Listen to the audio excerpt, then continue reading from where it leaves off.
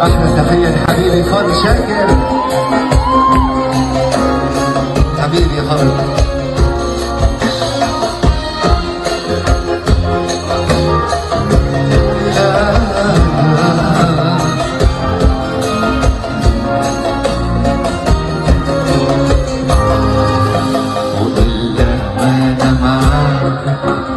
بحس بروحي مفيش وياها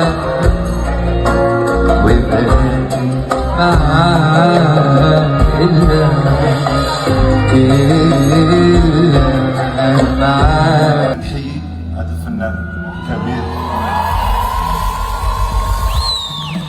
وانا اللي يساعدني دائما كيجتهد باش يسعد الجمهور ديالو داخل الوطن وخارج الوطن، وانا والاسره ديالو والوالده ديالو والحباب ديالو كنفتخروا به دائما.